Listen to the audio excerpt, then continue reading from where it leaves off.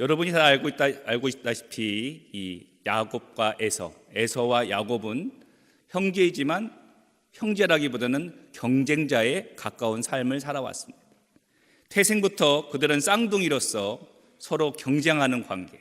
그래서 야곱이 형 에서의 이 발 뒤꿈치를 잡고 나오는 정도의 경쟁 관계였으며, 또 뱃속에서도 서로 엄청 싸웠기 때문에 이삭이 그 뱃속의 태중의 아이들을 놓고 기도하게 되어지는, 그 기도의 과정 속으로 낳게 되어지는 두 형제가 에서와 야곱입니다. 여러분도 잘 알다시피 야곱은 욕심이 많은 사람으로 여러분 잘 알려져 있고, 또 반대로 에서는 동생에게 모든 것을 다 빼앗기는 사람으로 잘 알려져 있습니다. 그런데 우리가 한번 좀 생각해 봐야 할 것은, 태생부터 장자가 되고 싶어 했던 야곱으로 비추어지는 이 야곱의 진면목입니다. 갓난아이가 무엇을 알아서 형 에서의 발목을 잡아가며 장자가 되고 싶어 했던 걸까? 아니, 그걸 장자가 되고 싶어 한 모습으로 해석하는 것이 과연 옳은 것일까? 그냥 그렇게 태어난 것 뿐인데 마치 동생이 형의 권리를 빼앗기 위한 모습으로 해석하고 있는 것은 아닐까? 야곱은 형 에서의 것을 다 갖고 싶어서 수단 방법을 가리지 않고 빼앗는 욕심쟁이로 그려져 있고, 에서는 안타깝게도 멍청하게도 그런 동생의 계략에 빠져 모든 것을 빼앗기는 사람으로 그려지고 있는 것처럼 보여지는데, 정작 하나님은 그 뱃속에 있는 아이들을 향해 이렇게 이야기하고 있습니다. 창세기 25장 23절에 있는 말씀을 함께 보면서 함께 읽습니다. 시작.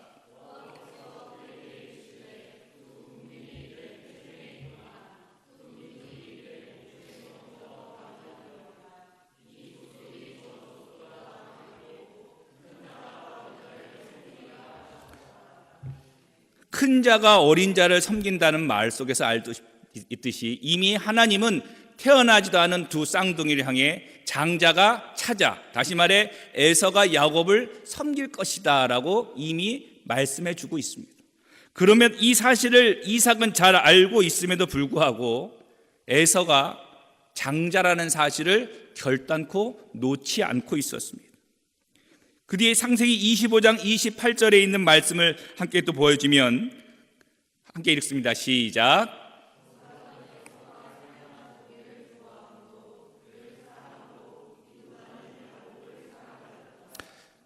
25장 28절에 있는 말씀에서 알 수 있듯이 이삭은 에서가 사냥한 고기 때문에 이 에서를 사랑했다라고 얘기하고, 리브가는 야곱을 사랑했다라고 이야기합니다. 참 이상한 것은, 우리도 알다시피 이삭은 하나님의 사람으로 잘 알려져 있는데, 자기의 목숨까지도 아버지가 내놓으라 할 때 앞으로 내놓기를 주저하지 않았던 그 순종의 사람으로 알려져 있는데, 장자가 차자를 섬길 것이다 라고 말하는 하나님의 예언을 누구보다 먼저 들었던 그가 에서를 사랑하고 있다는 사실. 어쩌면 야곱을 사랑했어야 될 거 아닐까요? 그런데 오늘 성경은 그 에서가 사냥한 고기 때문에 이 이삭은 야곱이 아닌 에서를 사랑했다라고 이야기합니다. 그렇다면 이삭은 그 고기 때문에 사랑했다 한다면 왜 리브가는 야곱을 사랑했을까요? 아버지의 사랑을 받지 못하는 야곱이 불쌍해서일 수도 있을 것입니다. 그러나 우리가 한번 좀 더 생각해 본다면, 리브가는 하나님의 사람이었다는 사실, 그가 이삭과 결혼하기 위해 아브라함의 몸점 엘리에셀이 먼 밧다마람 자기의 고향까지 왔을 때 그 하나님의 섭리에 대한 간증을 듣고 그 즉시로 나는 가겠다라고 말하고, 그 다음날 그 얼굴도 잘 모르는 엘리에셀을 따라 어디로 가야 하는지도 모르는 그 땅을 향해 따라갔던 믿음의 사람이 리브가였습니다. 어쩌면 리브가는 이삭이 그냥 지나치고 있는 이 하나님의 말씀을 마음에 두고 있었던 것은 아닐까요? 어쩌면 리브가는 그 하나님의 뜻을 따라 야곱을 붙잡고 있었는지도 모르겠습니다. 시간이 지나서 창세기 25장 27절 그 다음 말씀을 보면 이렇게 이야기가 나옵니다. 함께 읽어봅니다. 시작.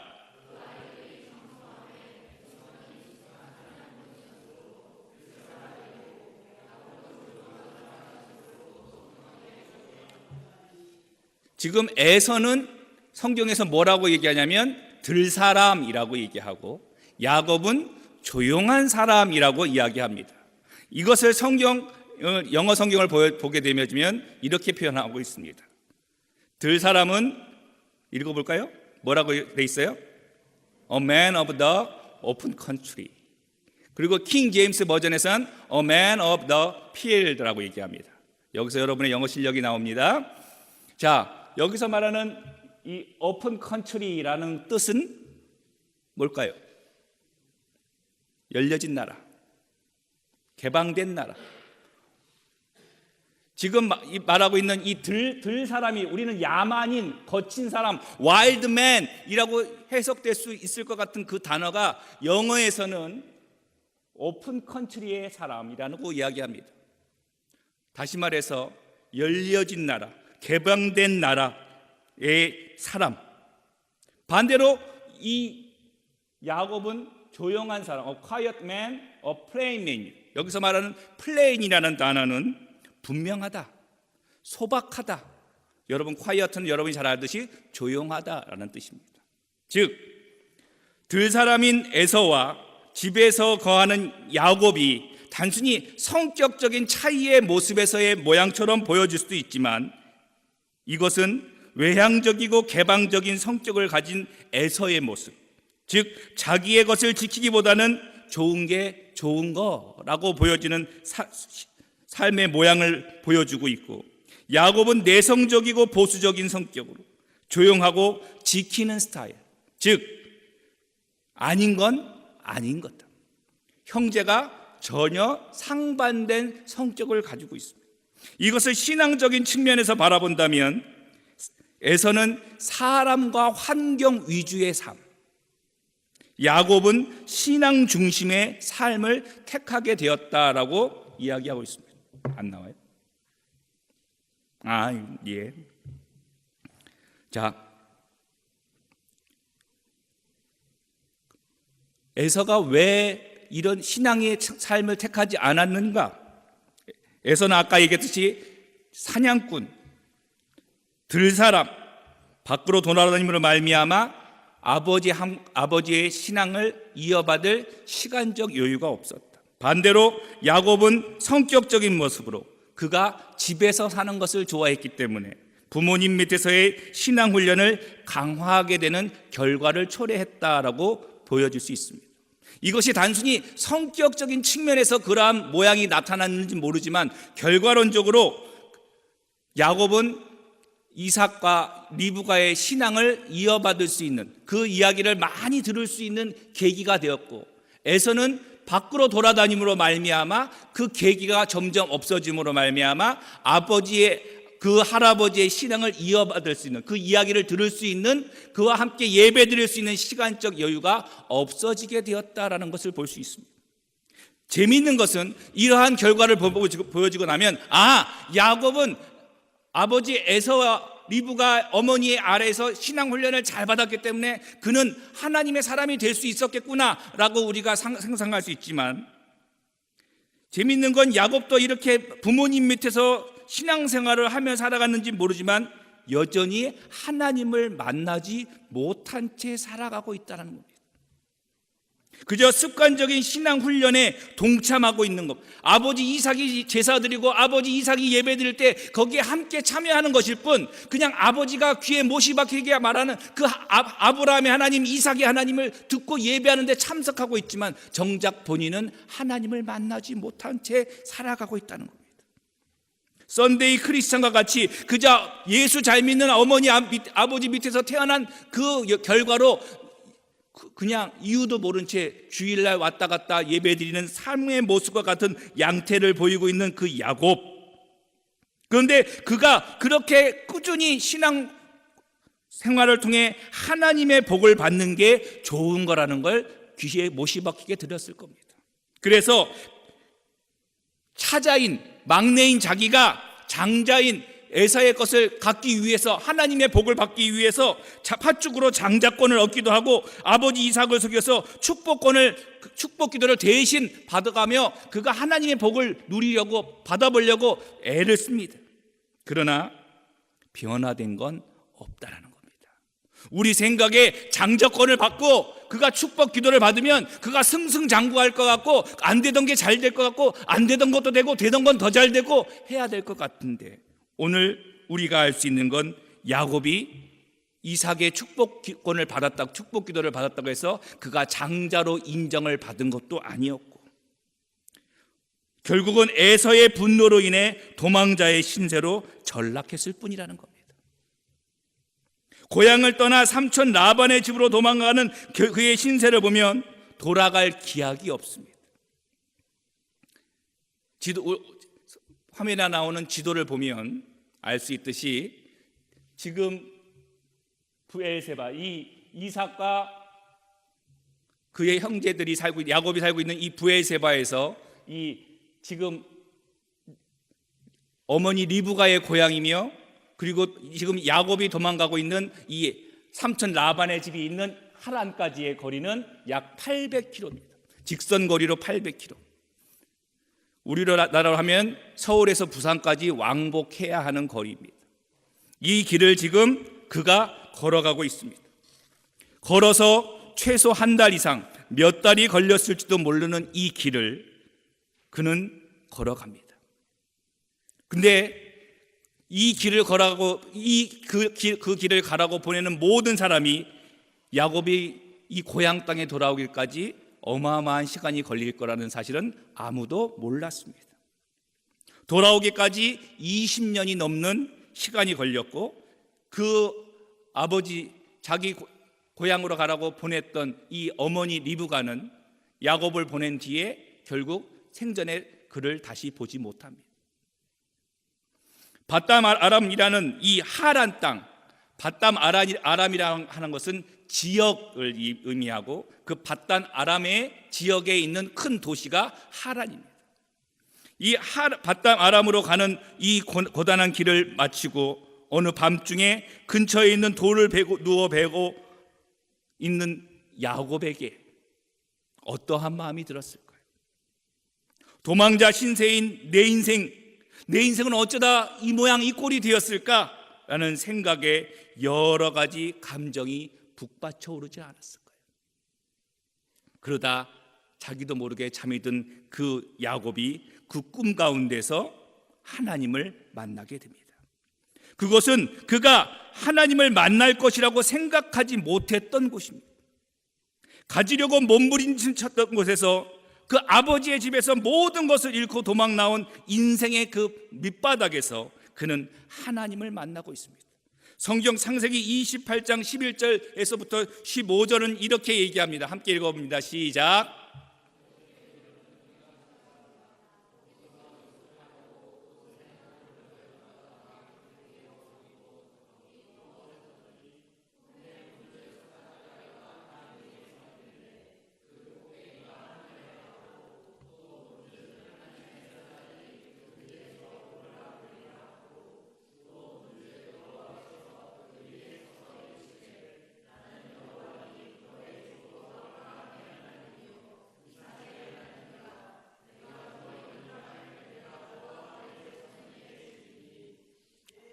그 다음에요.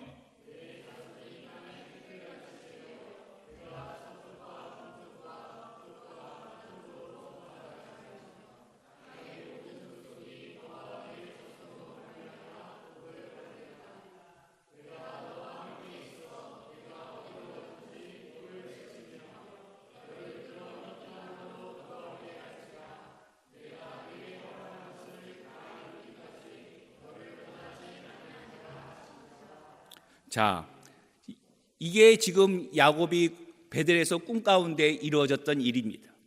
지금 오늘 이 말씀 속에서 그는 듣기만 했던, 아버지를 통해 듣기만 했던 그 하나님을 직접 만나게 되는 놀라운 역사를 만납니다.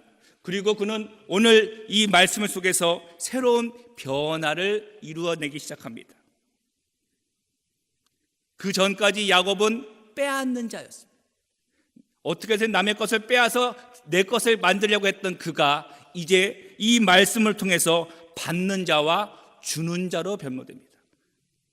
아까 전에 말씀을 다시 한번 틀어주시겠어요? 여기 뭐라고 되어 있습니까? 이 땅을 내가 너와 내 자손에게 주겠다. 그 다음 말씀을 보면요, 네가 복을 받으리라. 내가 너와 함께 있겠다. 오늘 이 말씀 속에서 야곱은 더 이상 빼앗지 않아도 하나님이 주겠다고, 하나님이 너에게 함께 하겠다는 약속을 부여받는 사람으로 변모됩니다. 그 전까지는 빼앗지 않으면 내 것이 없었고, 내가 가지려고 하지 않으면 내 것이 없다는 불안감에 살았던 이 야곱이 이제는 가만히 있어도 하나님이 함께 해주시겠다고 하고, 하나님이 나를 도와주겠다고 하고, 하나님이 나를 책임져 주겠다고 하고, 내가 너에게 주겠다라는, 그래서 네가 너를 통해 많은 사람이 복을 받을 것이다, 빼앗는 자가 아니라 주는 자가 될 것이다 라고 성경은 이야기하고 있습니다. 반대로 야곱에게 다 빼앗을 것이라고 생각했던 에서는 오히려 모든 것을 가지는 사람이 됩니다. 그가 장자권도 빼앗기고, 그가 아버지에게 받아야 할 축복의 기도도 이 야곱에게 빼앗겨서 그는 우리 생각에 개털이 될 것이다, 아무것도 받은 것이 없을 것이라고 생각했던 그 에서, 그런데 그는 아버지의 유업뿐 아니라 그가 하는 모든 일들을 오히려 잘 되는 결과를 초래하게 됩니다. 다 빼앗기는 자가 아니라 오히려 모든 것을 다 가진 자가 되어집니다. 그래서인지 그는 아버지의 가르침보다 자신이 옳다고 생각하는 대로 살아가기 시작합니다. 창세기 26장 34절 35절 말씀을 보면 이렇게 되어 있습니다. 에서가 40세에 헷족속 부에리의 딸 유딕과 헷족속 엘론의 딸 마스밧을 그 아내로 맞이하였더니 그들이 이삭과 리브가의 마음에 근심이 되었더라. 이방 여인과 결혼하는 것에서도 에서는 망설임이 없었습니다. 그 아버지 어머니가 근심거리가 된다 하도 그 에서는 주저하지 않았습니다. 부모의 신앙보다 자신의 판단과 생각을 따라 살아가는 사람, 그것이 바로 에서였습니다. 부모의 신앙은 부모의 신앙일 뿐 나는 나의 길을 찾아 개척해 나가겠다고 생각하며 살아가는 사람, 그것이 에서였습니다. 하나님 보시기에 옳은 것을 찾는 것이 아니라 자신의 생각에 옳은 대로 살아도 잘 풀려가는 인생, 그것이 에서였습니다. 오늘 지도 한 장을 보여줍니다. 이 지도를 보면 이 지도에 바로 잘 안 보입니다만 이곳이 세일이라는 산입니다. 세일. 이 세일산으로 표기되어지는 에돔이라는 땅이 바로 이 세일산 지경, 이 지경이 바로 에돔입니다. 여기가 가나안 땅, 바로 이곳이 이 아브라함과 그의 자손에게 주어진 가나안 땅입니다. 이 세일산으로 표시된 이곳에서 에서는 족장이 되어 있습니다. 오늘 우리가 성경 본문에 읽어서 알고 있듯이 그는 에돔 족속의 족장이 됩니다. 창세기 33장 9절 말씀을 보면 에서가 이르되 내 동생아 내게 있는 것이 족하니 내 소유는 내게 두라. 이 말씀은 야곱이 바다 아람에서 돌아오게 될 때 에서에게 잘 보이려고 선물을 줄 때 이미 내가 가진 게 충분하니 너도 필요 없어, 나도 충분해, 먹고 사는데 부족함이 없어 라고 말하는 바로 그 말입니다. 즉 에서는 야곱을 다시 만나게 될 때, 이 10년이 지나고 만나게 될 때 이미 그는 큰 부자였다는 사실입니다. 창세기 32장 3절 보면 야곱이 세일 땅 에돔들에 있는 형 에서에게로, 즉 그 야곱이 바담 아람에서 돌아오게 될 때 형 에서는 아버지와 함께 있는 것이 아니라 세일 땅 에돔 땅에 있었다라고 성경은 얘기합니다. 33장 16절 17절 보면 그가 에서와 야곱이 만난 뒤에 어떻게 되느냐? 만나고 난 다음에 에서는 세일로 돌아가고 야곱은 숫곳에 이르러 자기를 위해 집을 짓고 그 가축을 위해 우리가를 지었으므로 그 땅 이름을 숫곳이라 하였다. 즉 이 말씀들을 통해서 알 수 있는 건 에서는 야곱이 떠난 그 빈자리에 아버지를 섬기며 함께 있는 것이 아니라 세일 땅에 가서 자기의 터전을 일구고 그곳에서 승승장구하며 살아가고 있었다라는 것, 그리고 그 땅을 자기의 지경으로 삼았다라는 사실을 알 수 있습니다. 즉 야곱이 밧단 아람에서 고생하며 라반에게 온갖 차별을 겪어가며 재산을 일구고 있을 때 에서는 세일 땅에서 족장으로서 온갖 능력과 호사를 누리며 살아가고 있었다. 재물뿐 아니라 군사력도 있었다는 걸 알 수 있습니다. 그 증거가 그 에서가 야곱을 만나러 올 때 장정 400명과 함께 나왔다. 장정 400명이라는 건 군사라는 자기와 함께하는 친위대 성격의 군사들을 의미합니다. 즉 아버지 이삭이 생존해 있음에도 에서는 아버지의 집을 떠나 세일산 지역에서 족장 역할을 감당하고 있었다라는 사실을 우리는 주목해 봐야 합니다. 우리는 성경의 시작을 보면서 에서가 불쌍하고 야곱이 욕심이 많다라고들 얘기합니다. 하나님이 태중에서부터 이렇게 큰 자가 작은 자를 섬길 것이라고 딱 정해놓는 건 차별 아니냐, 불공평하다, 이렇게 이야기들 합니다. 그러나 분명히 알 것은 하나님은 차별하지 않는다는 겁니다. 누구에게나 기회를 주고 선택할 수 있게 만들어 주신다는 사실. 지금의 나는 과거에 내가 선택한 결과이고 나의 미래는 지금의 나의 선택에 따라 달라지게 될 거라는 사실입니다. 늘 가지려고 했던 야곱, 그는 모든 것에서부터 박탈당하고 도망자가 되어 인생의 밑바닥으로 추락했지만 그곳에서 하나님을 만나고 야곱의 것을 빼앗으려는 그 삼촌 라반의 술책에서 묵묵히 견디며 하나님의 방법을 따라 살아갔더니 하나님이 주시는 부를 축적해가며 그는 그 어려운 길을 묵묵히 걸어가고 있는 야곱의 인생을 볼 수 있습니다. 반대로 모든 것을 빼앗기고 당하기만 했던 것 같은 에서는 그러나 자기의 경쟁자여 약탈자 같았던 야곱이 밧단 아람으로 도망가게 되고 빼앗긴 줄 알았던 것은 다 본인의 것이 되었을 뿐 아니라 더 많은 것을 가지게 되고 족장의 신분에까지 오르게 됩니다. 그런데 이 족장은 하나님이 선택한 아브라함 계열이 아니라 가나안, 다시 말해 이방인 계열의 족장이 되었다는 겁니다. 하나님의 길이 아닌 세상의 길로 나아가기 시작한 에서, 세상의 길로 나갔지만 하나님의 길로 돌아오는 야곱. 시간이 지나고 다음 장을 보여주시면 20년이 지난 어느 날 이 형제는 다시 상봉하게 됩니다. 이곳에서 하란에서 돌아오는 에서와 에돔 땅에서 올라오는 이 야곱과 에서가 이곳에서 만나게 됩니다. 두 형제는 이미 방법은 달랐지만 일가를 이루고 큰 부를 가지게 되었다는 겁니다. 한 사람은 하나님의 방법으로, 한 사람은 세상의 방법으로 부를 누리고 성공을 했다는 사실.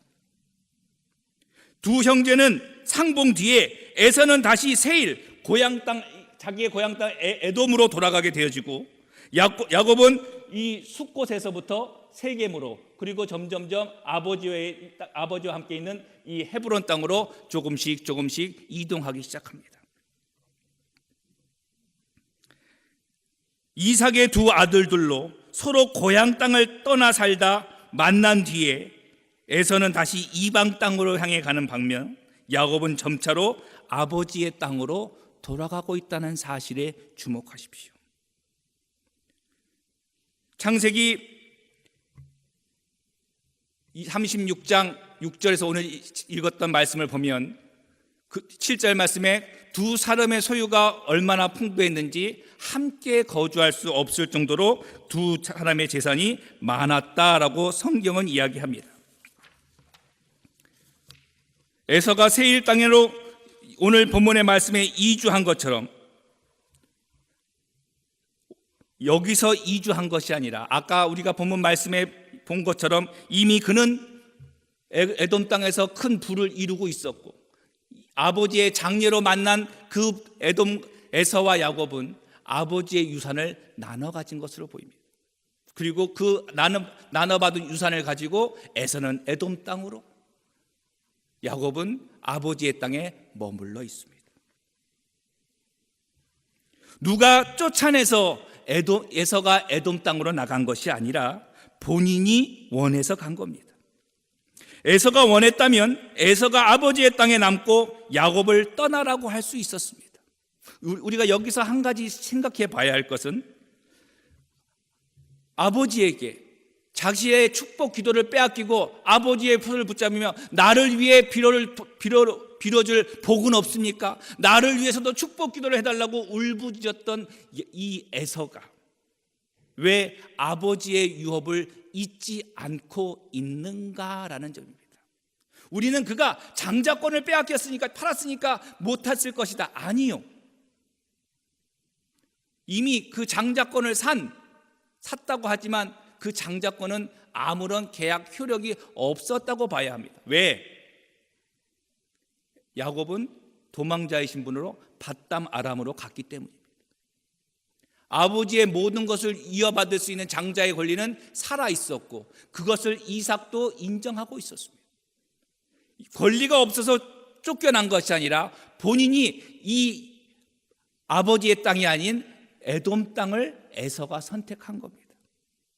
이유는 뭘까요? 그 에돔 땅이 살기 편하고 좋았기 때문입니다. 제가 에돔에 대해서 네이버에 지식 검색을 했더니 이렇게 나옵니다. 네이버 지식 여러분 에돔이라고 검색하면 이런 식으로 나옵니다. 빨간색 글만 한번 읽어볼까요? 시작.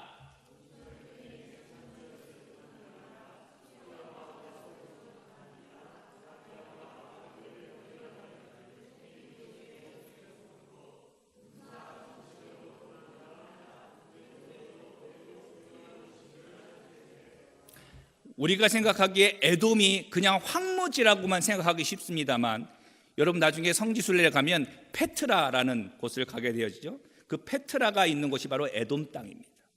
그 에돔 땅은 동철, 다시 말해 구리와 철의 주산지였습니다.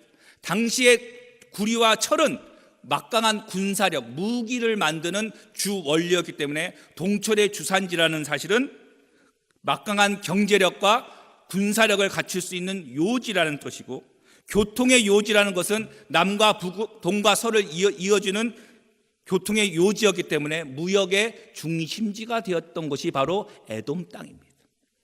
즉, 그 다음 장을 보면 이 에돔 땅이라는 것은 살기 불편한 땅이 아니라 가장 좋은 땅, 경제력과 막강한 가능성이 펼쳐져 있는 땅이 에돔 땅이었어요. 아브라함과 조카 롯이 서로 소유가 많아서 헤어지게 될 때 네가 동하면 내가 서하고 네가 남하면 북하겠다 할 때 이 조카 롯이 소돔과 고모라 땅, 여기 나오는 이 소돔과 고모라라는 곳을 봤을 때 에돔 동산 같았다. 그래서 조카 롯이 에돔으로 가고 이 아브라함이 남았던 곳, 그래서 유업으로 받았던 그 땅처럼 이 야곱과 에서가 바라봤을 때 에돔 땅이야말로 기회의 땅이었던 겁니다. 반면에 에돔 땅이 좋아서 에돔으로 간 에서와는 달리 아버지의 땅으로 돌아와 그 곳을 지키고 있는 이 야곱, 아버지의 땅은 아까 얘기했듯이 아브라함 때부터 하나님으로 받은 기업입니다. 근데 이 땅이 좋은 땅이냐? 젖과 꿀이 흐르는 땅이라고 가나안을 소개하고 있지만 엄밀한 의미로 말하면 그것은 반은 맞고 반은 틀립니다. 왜냐? 가나안 땅이라는 곳 자체가 땅은 비옥할 수 있지만 이 땅에 온전히 수확하기 위해선 때를 따라 비가 내려야 하는데 이 물이 이 지역이 높은 고지대고 물을 끌어올 방법이 없기 때문에 하늘에서 때를 따라 비를 내리지 않으면 농사가 되지 않는 것. 그래서 성경을 보면 기근이 자주 표현되는 이유는 천수답을 이 지역의 땅에 정치이기 때문입니다. 요즘엔 그래서 이 이스라엘이 요단강을 막아버리고 물을 모아서 개간 사업을 하기 때문에 좀 나아졌습니다만, 예전에는 그런 것이 없었기 때문에 하늘에서 비가 내려야만 했던 것이에요. 즉 하나님이 책임져 주지 않으면 살 수 없는 곳으로 바뀔 수 있는 땅이 바로 이 가나안 땅, 본인의 기업을 받은 땅입니다. 요즘 얘기로 하면 위험 요소, 리스크가 굉장히 많은 땅이죠. 에서의 선택을 객관적으로 보면 당연한 선택입니다. 왜? 이런 불안전한 땅을 잇기보다는 확실성 있는 경제력과 군사력이 보장된 세일 땅, 에돔 땅을 가서 그곳에서 기반을 잡는 것이 현명한 선택일 수 있습니다. 그렇다면 왜 야곱은 이러한 위험과 리스크를 안고 자기네 모든 기업을 갖고 아버지의 땅을 지키고 머물렀던 것일까요? 간단합니다. 그것이 하나님이 약속하신 땅이기 때문입니다.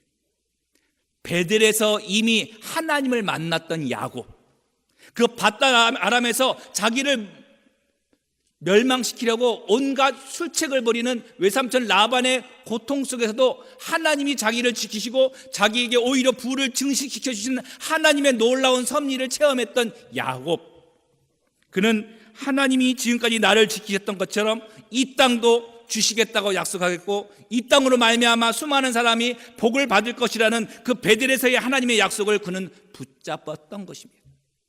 세상의 관점으로 봤을 땐 이 땅은 반쪽짜리 땅일지 모르지만 하나님의 약속을 부여받는 붙잡는 야곱에게 있어서는 더할 나위 없이 분명한 땅이기 때문입니다. 오늘 우리는 이 순간에 세상 약속과 충돌하고 하나님 약속과 충돌하는 삶의 모습을 발견할 수 있습니다. 우리는 이 상황에서 무엇을 선택할 것인가가 요구되어지고 있다는 사실. 에서에게도 똑같은, 너는 어느 땅을 갈 것이냐, 야곱에게도 너는 어느 땅을 갈 것이냐, 어떤 땅을 선택할 것이냐, 누구의 약속을 붙잡을 것이냐를 선택을 요구받고 있습니다. 이 선택은 결국 누구를 내 주인으로 삼을 것인가로 이어지게 되어집니다. 야곱은 가지고 싶어서 온갖 수를 다 부렸지만 가지지 못했고, 에서는 다 빼앗기 되려나 모든 것을 누릴 수 있는 자리에 오릅니다. 둘이 다른 길로 갔지만 우여곡절 끝에 만나는 그 자리에서 이들은 또 다른 선택, 그러나 이것은 지금까지와는 다른 인생을 살아갈 수 있는 기회의 선택이기도 하고, 또 어떤 의미에서는 지금까지 누렸던 것을 다 내려놔야 하는 위험적 요소를 가지고 있는 선택이기도 합니다. 자, 이 선택의 자리에서 여러분은 과연 어떤 선택을 하겠습니까? 이 선택의 자리에서 에서는 세상의 흐름을 따랐고 야곱은 하나님의 약속을 따랐습니다. 장자권이 있고 축복의 기도를 받았기 때문에 이어간 것이 아니라 하나님의 약속을 붙잡은 사람과 세상의 흐름에 순응하며 살아가는 사람의 선택이 있었을 뿐입니다. 무엇이 최고의 선택입니까? 결과를 말하면 제가 보는 관점에서 최고의 선택은 없다고 봐야 합니다. 어떤 선택을 한다고 해도 결국 값을 치루어야 하기 때문입니다. 하나님을 따른다고 하는 것이 아무것도 안 해도 하나님만 따르면 다 잘되고 저절로 잘되는 것을 의미하지는 않기 때문입니다. 실제로 하나님의 약속을 붙잡았던 야곱이 그 이후 평안한 삶을 살았는가? 이 아버지의 기업을 이어받고 하나님의 약속을 부여받아 하나님의 땅을 이제 지키며 살았으니 그가 복을 받고 살겠지라고 생각하지만 그 이후의 야곱의 삶을 보면 평탄하지만은 않습니다.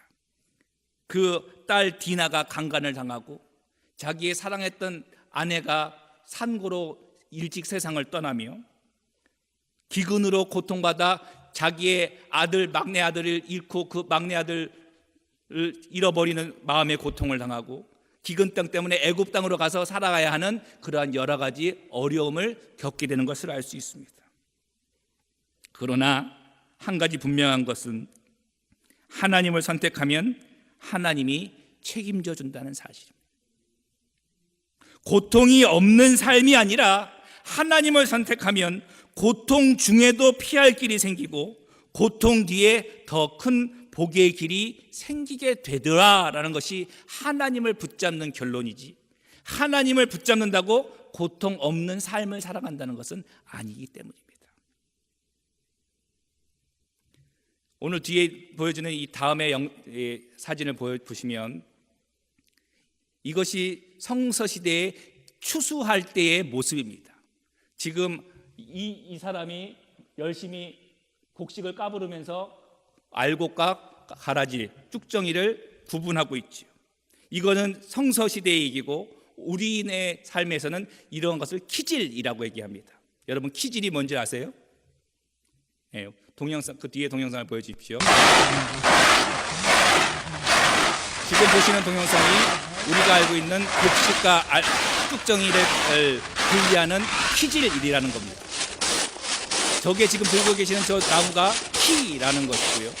저걸 통해서 저렇게 껍데기는 날아가게 되고 알곡은 자꾸 키 안에 남게돼서 알곡과 껍데기를 분리하는 작업을 키질이라고 얘기합니다. 성경은 추수의 모습을 이 키질이라고 이야기하면서 우리에게 알곡과 가라지, 곡식과 쭉정이에 대한 이야기를 계속하고 있습니다.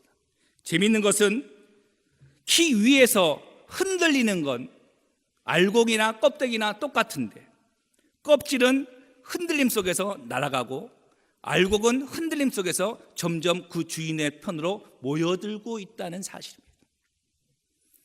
여러분 혹시 이 노래를 아시는지 모르겠습니다만 제가 유치부를 가르칠 때 아이들과 함께 재밌게 불렀던 CCM 찬송이 있습니다. 여러분과 함께 그 은혜를 함께 좀 나눠보고자 합니다. 여러분 모를 테니까 한번 들어보세요.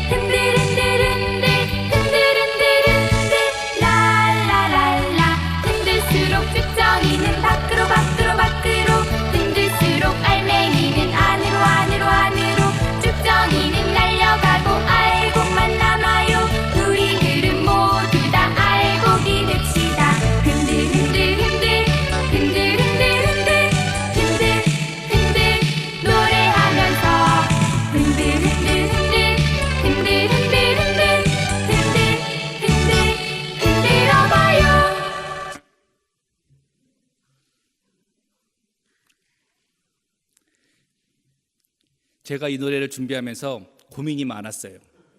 청년들이 이 노래를 어떻게 소화할 것인가, 재밌어 할 것인가, 이상해 할 것인가.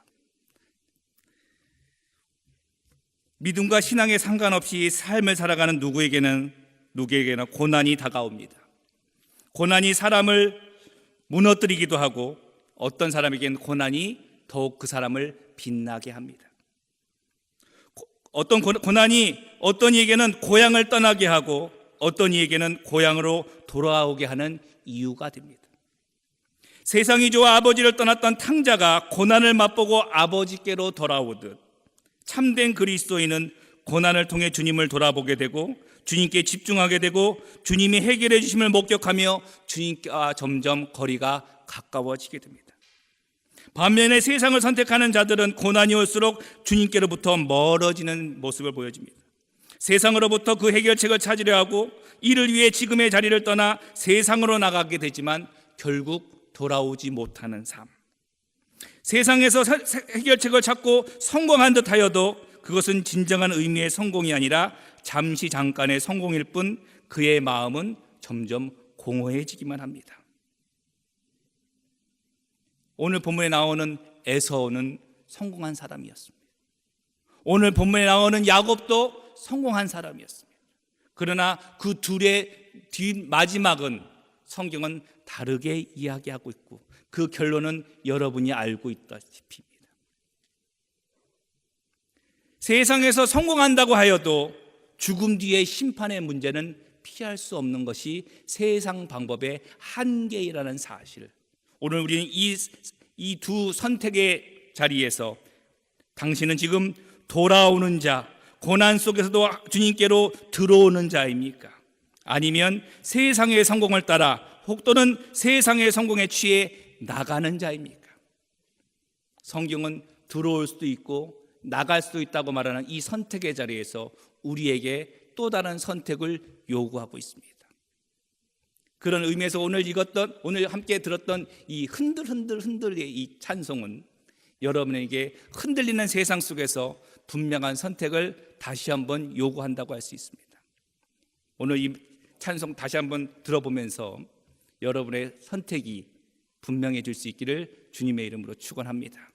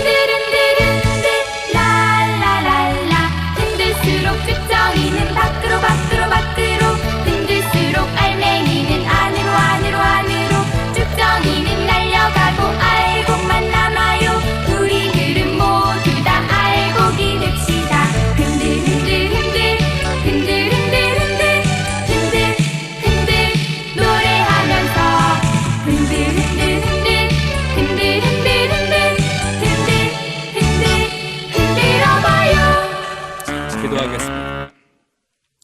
사랑의 주님, 고난 앞에서 수많은 흔들리는 우리에게 세상의 법을 따라 선택할 수도 하나님의 법을 따라 선택할 수도 있는 자유의지를 주심을 감사합니다. 우리가 어떤 선택을 하고 그 선택에 따라 어떤 결과가 나는지 오늘 말씀을 통해 보게 하여 주셨사오니 고난을 두려워하고 무서워하는 것이 아니라 고난을 통해 단련되어지고 정금처럼 변화되어질 우리의 모습을 기대하며 불안하고 두렵지만 그 고난의 길을 묵묵히 걸어나갈 수 있는 용기를 허락하여 주옵소서.